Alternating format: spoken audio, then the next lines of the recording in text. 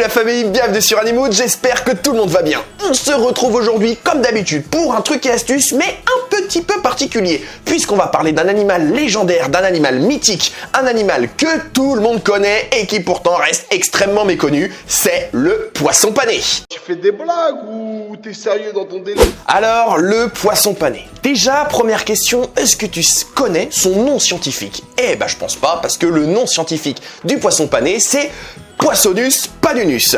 En plus de ça, c'est un poisson qui est terriblement secret et le secret est gardé de génération en génération par les éleveurs de poissons panés depuis des centaines d'années. C'est un poisson, on ne sait pas exactement d'où il vient, on ne sait pas exactement combien de temps il peut vivre. Malgré tout ça, on a quand même pu faire des tests. Certains scientifiques un peu débiles ont pu faire des tests. Et c'est comme ça que circule l'information. Et ils se sont rendus compte que c'était pas forcément un poisson qui était très actif, que c'était pas un poisson qui va aller rester tout le temps en surface ou tout le temps au fond, il va varier un petit peu entre les deux. Et justement, après ces découvertes un petit peu très secrètes, et du coup les organisations ont décidé de mettre un gros blocage là-dessus. Et c'est pour ça qu'ils ont inventé une espèce de loi qui interdit aux gens d'avoir trop de poissons panés chez eux. Vous voyez par exemple, je prends ceux-là, en fait les poissons panés aujourd'hui on va les trouver dans des boîtes en carton, des boîtes en plastique comme celle-ci, et ils sont toujours à plusieurs à l'intérieur. Le truc c'est qu'en fait quand on regarde bien sur la boîte, c'est marqué 1 par personne ou 2 par personne. Je pense qu'il y a une loi vraiment là-dessus qui empêche les gens d'avoir beaucoup de poissons panés chez eux. Comme je vous l'ai déjà dit, et en ce qui concerne l'habitat, le poisson pané étant un poisson très secret, on ne connaît pas exactement sa zone géographique où il vit à l'état naturel. Par contre, les scientifiques un petit peu débiles qui ont fait des tests, Toi ta gueule. dont je vous ai parlé juste avant, ils sont arrivés aussi à un autre résultat, c'est que le poisson pané va aimer un environnement qui est moche et plein de plastique. On peut aussi supposer d'autres choses comme le fait qu'ils vont aimer les endroits qui sont très colorés, puisqu'en fait quand on va les acheter dans des boîtes en plastique ou en carton comme ça, en fait c'est des boîtes qui sont souvent plein de couleurs, donc c'est sûrement qu'ils doivent aimer ça. En ce qui concerne le matériel, vous allez déjà avoir besoin d'un aquarium. Le minimum de litres pour le poisson pané, alors je vous rassure tout de suite, il n'y a pas réellement de minimum. Tant qu'il a le corps complètement immergé dans l'eau, c'est bon, un verre ça fera largement l'affaire. Nous on est parti sur un aquarium de 60 litres parce qu'on a envie de le mettre bien notre poisson pané. En plus, tu vas avoir besoin d'un filtre. Nous le filtre il est...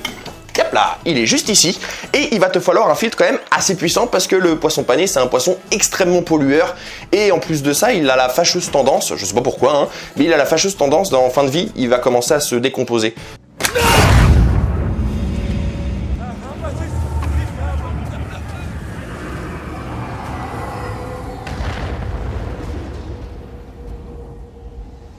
En plus de ça, vous allez avoir besoin d'un chauffage potentiellement. Le chauffage, ça reste une option, puisqu'en fait, c'est un poisson qui va être capable de survivre à des températures qui vont de -40 à 220 degrés. Par contre, 220 degrés, apparemment, c'est pas plus de 15 minutes. Je sais pas trop pourquoi, mais bon, c'est marqué sur la boîte. Bon, on va respecter ce qui est marqué sur la boîte. Pour finir, la lumière. Alors là, la lumière, je vous le dis, c'est un élément extrêmement important. Je dirais même l'élément le plus important de votre aquarium. Le poisson pané. Si vous regardez bien, regardez celui-là, là. Il a pas d'œil.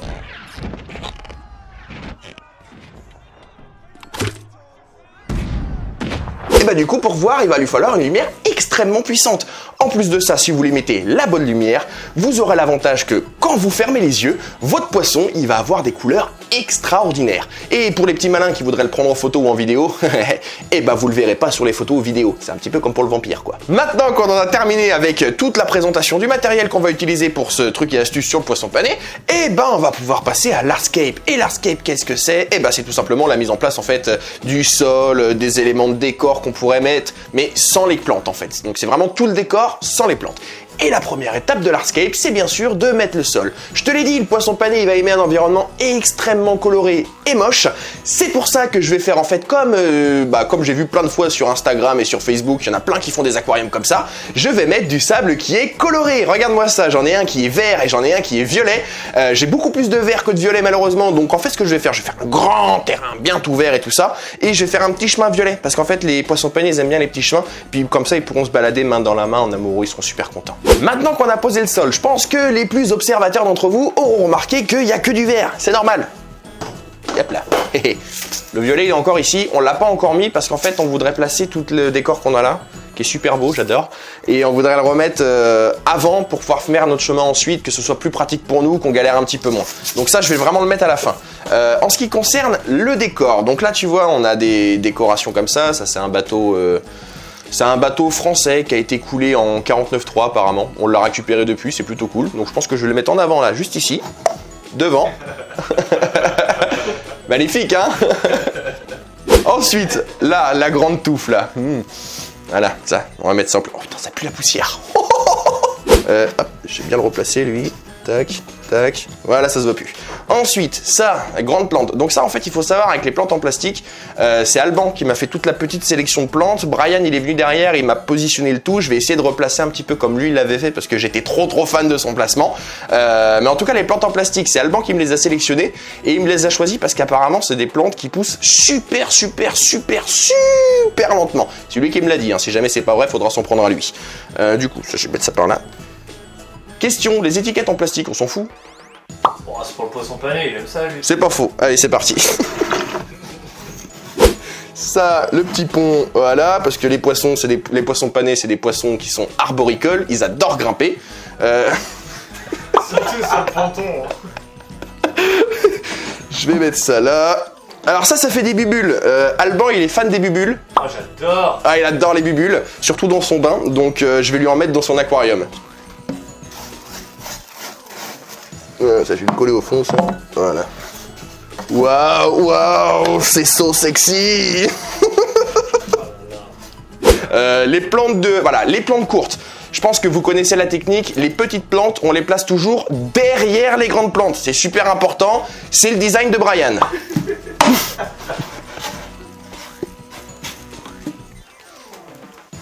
Moi, je respecte les idées des autres, hein. Alors, j'en ai une rouge. Alors oui, c'est vrai que dans la nature, il y a des plantes rouges, mais alors des plantes bleues. T'as déjà vu des plantes bleues, toi, en vrai? À part les fleurs ça compte pas, je te parle des plantes. Ah non, Avatar. Ah, Avatar. Hein. Avatar, ouais. Avatar. C'est un poisson pané d'Avatar. C'est un Avatar.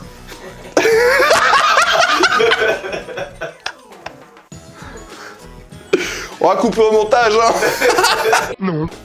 Eh, je mets ça où pour mettre ça en valeur? T'avais mis ça comment, toi? Attends, si je me souviens bien, me dis rien, Brian, attention, je vais essayer de respecter ton idée. Je crois que c'était un truc à peu près comme ça, ou peut-être comme ça. Voilà, ça, je vais le mettre un peu par là. Comment je vais me débrouiller? Et ça par là. C'est bon, j'en ai plus d'autres, des plantes en plastoc, là? Ah, si c'était pas un poisson pané, je vous jurerais que je le ferais pas, tout ça, hein. Voilà. Eh, c'est pas si facile que ça, en vrai, de rendre le truc moche, pour le coup. C'est vraiment pas si facile, hein, parce qu'on est trop habitué à faire des trucs jolis. Bon, sinon, honnêtement, si vous deviez juger mon aquarium, là, comme ça, si vous devez le juger dans les commentaires, mettez-moi une note de 0 à 10, histoire que je vois à peu près si on est bon dans la fabrication d'un aquarium.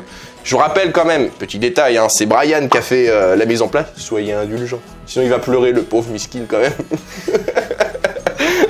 Pour pouvoir le faire, ce chemin violet, eh ben écoute, c'est tout simple, j'ai une petite technique pour éviter que tout se défasse une fois que tu vas remplir ton bac. Tu prends ton doigt, tu fais une fissure directement dans ton sol vert. Moi de mon côté, je vais le faire passer à droite du bac, ensuite en dessous le pont et finir à l'opposé. Et une fois que j'ai fait ma fissure, je vais pouvoir mettre mon sol violet pour qu'il s'enfonce le plus possible à l'intérieur. Maintenant qu'on a fait tout le décor, on va pouvoir passer au remplissage. Et là pour le remplissage, j'ai deux techniques pour toi. Ces deux techniques qui sont super efficaces. Premièrement, si vraiment t'as pas trop de temps et t'as pas envie de t'emmerder, eh ben écoute, tu prends ton aquarium. Si t'as un robinet qui est pas très loin, ça va être super pratique. Tu le mets juste en dessous du robinet, t'allumes à fond, t'attends, une fois qu'il est rempli, tu le replaces. T'as vu? Technique, 2 minutes chrono, je te jure, ton aquarium il est plein. Par contre, si jamais t'as envie de faire doucement, comme nous, de pas renverser tout ton décor parce que tu t'es ennuyé à le faire, eh ben écoute, c'est tout simple. Tu vas prendre un petit verre à shooter. Et puis bah tu remplis ton aquarium avec, comme ça t'es sûr de pas faire de dinguerie. Nous c'est ce qu'on va faire, on va prendre un verre à shooter, mais c'est des verres à shooter de Brian, donc en gros c'est des machins qui font 2 litres, et normalement ça devrait bien se passer.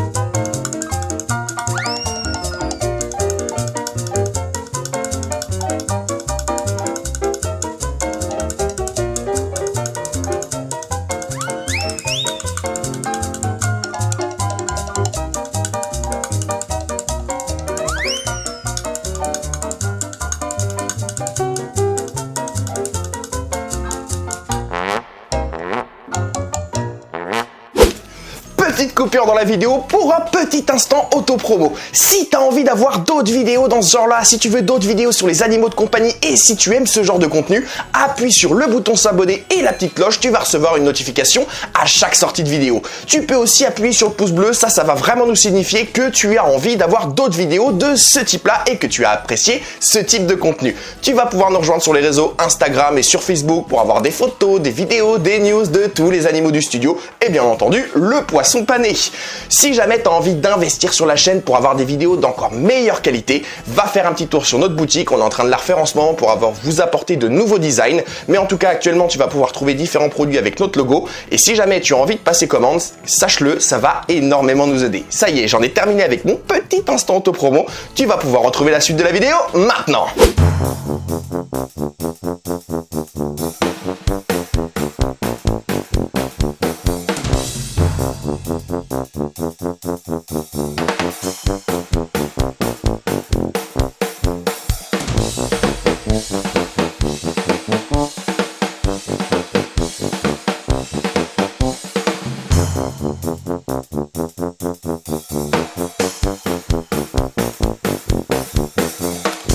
Ça y est, enfin notre poisson pané il a rejoint son aquarium, on est trop content, on l'a vu nager un petit peu à l'intérieur, il a fait des petits sauts dans l'eau, c'était une vraie dinguerie, on est vraiment trop content.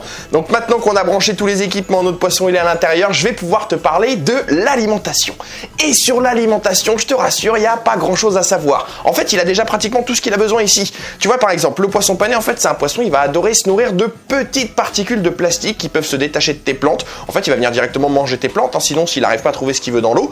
Et en plus de ça, ils vont se nourrir aussi de la peinture qui va se dissoudre du gravier qui est coloré, c'est assez important pour eux, ça leur permet d'avoir une meilleure couleur, mais bon, comme je te l'ai déjà dit, pour observer au mieux leur couleur, faut fermer les yeux, tout ça, c'est super important. Dernière petite chose quand même, le poisson pané, ce qui est assez important, enfin c'est marqué sur la boîte, c'est marqué pour ajouter un petit peu de citron pour une sensation de goût décuplée. Donc je pense que le poisson pané va avoir besoin qu'on ajoute un petit peu de citron, de jus de citron à l'intérieur pour qu'il soit plus heureux, qu'il ait plus de goût sur les aliments qu'il va manger. Pour la reproduction, bah écoutez, ça va être assez simple et assez court de vous en parler puisqu'en fait je vous avais dit que le poisson pané c'était un poisson qui était assez secret. La reproduction c'est le plus grand secret sur le poisson pané. Il faut savoir que ça c'est un secret qui va être transmis de génération en génération entre les grandes familles du poisson. Enfin c'est comment dire, c'est un petit peu comme une mafia mais tout ça en fait autour du poisson pané.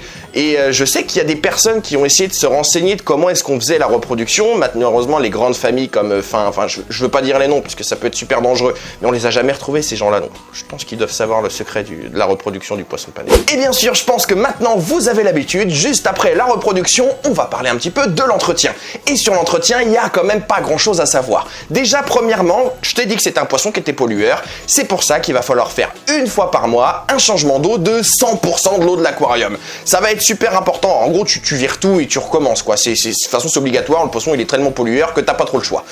Sachant qu'en plus quand tu vas re-remplir, ça sert à rien de faire déchlorer ton eau, le poisson pané c'est un poisson, il adore le chlore et si tu regardes bien de toute façon ça se voit dans son œil de pélican, tu vois le regard, il est super vif, il adore le chlore. Et bien sûr pour finir, tu vas avoir des algues qui vont apparaître sur ton aquarium, bon bah ça de toute façon c'est complètement normal, avec la lumière et tout, il y a forcément des algues, mais il va falloir les enlever immédiatement. Le poisson pané c'est un poisson qui va être super allergique aux algues et d'ailleurs pas qu'aux algues puisque c'est un poisson qui va être allergique à tout ce qui est naturel sauf la flotte. Un énorme merci la famille d'avoir regardé cette vidéo, surtout reste bien jusqu'à la fin puisqu'on t'a mijoté une petite surprise et tu devrais être très content de la voir. Je rappelle quand même que cette vidéo reste une blague. Non, c'est pas vrai! Mais c'est super ça! Pourquoi tu me l'as pas dit plus tôt? Si jamais elle ne t'a pas fait rire, eh bah sache une chose, je m'en fous. Oh les bâtards. Nous, ça nous a énormément fait rire de la faire. Cette vidéo, elle avait quand même un but, c'est-à-dire on s'inquiète un petit peu pour le bien-être animal sur ton aquariophilie en France. On voit souvent des aquariums qui sont en plastique. Moi, j'aime bien les appeler des plasticariums. Mais il faut savoir une chose, c'est que ça respecte pas forcément les réelles conditions pour du bien-être animal. Honnêtement, pour moi, et même pour les gars qui sont juste ici, un plasticarium comme ça, le seul poisson qui va dedans, c'est un poisson pané. Alors, tu peux aussi en avoir rien à péter de ce que je suis en train de te dire et tu vas mettre tes poissons vivants à l'intérieur dans ton plasticarium, mais sache une chose, tous les petits poissons du monde, ils vont venir te hanter pendant ton sommeil. Surtout, n'oublie pas que tu vas pouvoir nous retrouver la semaine prochaine, dimanche 11h. Ça me fait trop plaisir, comme d'habitude, de pouvoir partager ma passion avec vous, de pouvoir déconner. Je suis trop pressé de vous retrouver. C'était Matt sur Animood. Je vous fais des bisous. Ciao!